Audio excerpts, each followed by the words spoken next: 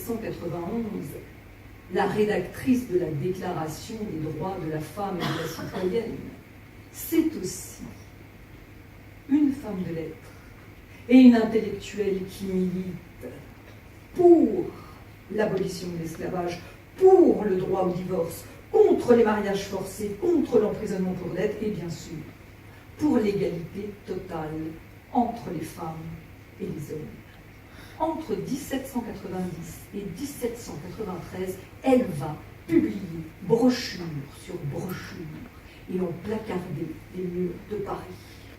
Elle y défend des idées complètement novatrices. Elle donne une assistance sociale, des refuges pour vieillards et pour enfants, un statut pour les enfants abandonnés et les enfants illégitimes. Elle est elle-même une enfant illégitime. L'assainissement des hôpitaux, la propreté des rues. Elle imagine même un impôt sur le luxe. Mais le 20 juillet 1793, elle placarde l'affiche de trop. Elle y dénonce la tyrannie de Robespierre, les atteintes faites à la liberté. Elle est arrêtée, emprisonnée, jugée traître et coupable et guillotinée le 3 novembre 1793 en criant « Enfant de la patrie, vous vengerez ma mort », on essaie.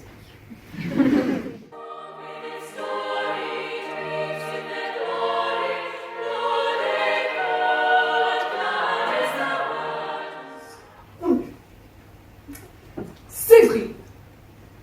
Alors là, sur ce célèbre portrait de Renoir qu'on a vu sur des milliers de boîtes de chocolat, c'est elle.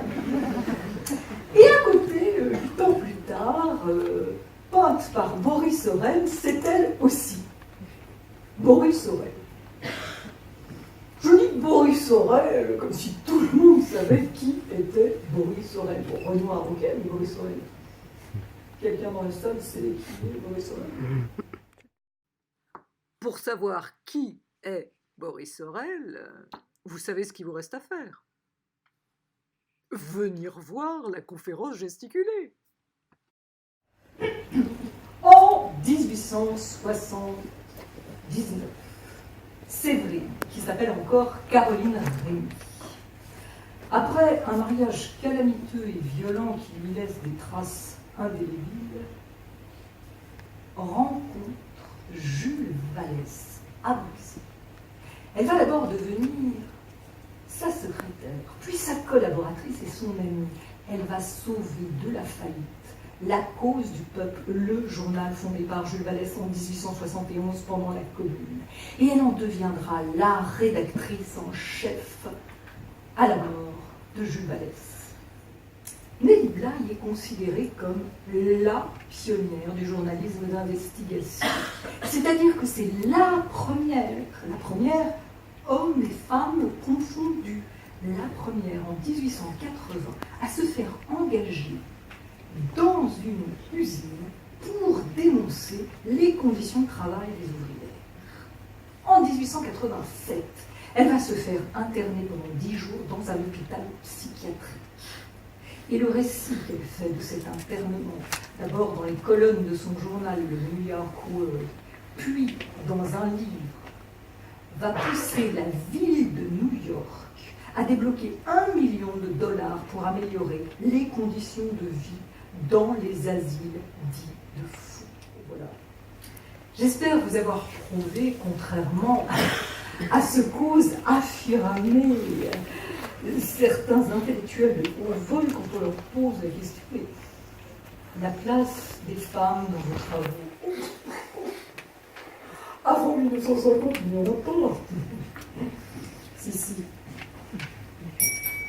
Il y en a même un paquet.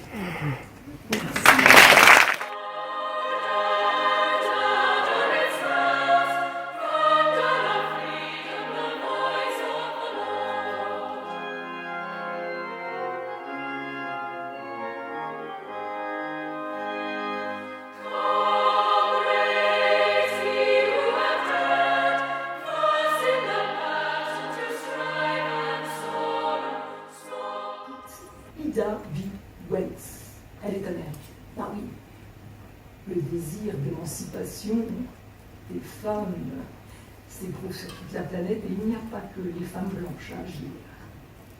La première action politique d'Ida B. Wells, en 1884, elle a 22 ans, est de refuser de céder sa place à une personne blanche dans le train, pour aller se confiner dans le wagon fumeur où on entasse aussi les noirs.